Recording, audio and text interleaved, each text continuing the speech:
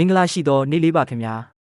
တူရကီနိုင်ငံဒေသခံများကအထူးကင်တစ်မျိုးကိုပြုလုပ်နေကြခြင်းဖြစ်ပါတယ်စဖိုမှုများကပထမဦးစွာအမဲသားနှင့်စိတ်သားများကိုပပအလွှာလေးများဖြစ်အောင်လှီးဖြတ်ရပါတယ်အလွှာတိုင်းဒီအတော့ကိုအချိုးကျနေရပါတယ်အရန်လဲမထူရသလိုအရန်လဲမပါရပါထို့နောက်ကျိုးဝက်ချက်လုပ်ထားသောအမွှေးကြိုင်များနှင့်နှက်ထားပြီးအရသာတွင်းရတဲ့အသားလွှာများကိုတိုင်တစ်ခုပေါ်တွင်တစ်လွှာပြီးတစ်လွှာထည့်ရပါတယ်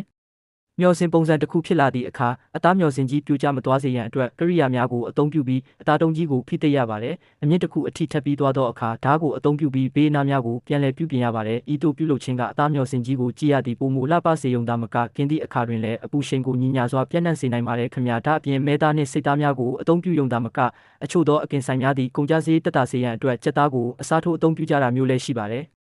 စားရသည့်အရသာကအမဲသားနှင့်စိတ်သားလောက်မကောင်းတော့လဲဒေတာတွင်ထူးခြားသောအရသာရှိသည့်အစားအစာတစ်ခုအဖြစ်တော်သတ်မှတ်ကြပါတယ်။အခုလိုဘ ഹു တုတကောင်းတွေထပ်တင်ဆက်ပေးနေမှာမို့ဘယ်မျိုးကအားပေးနေကြလဲဆိုတာပြောပြသွားကြပါအောင်ခင်ဗျာ။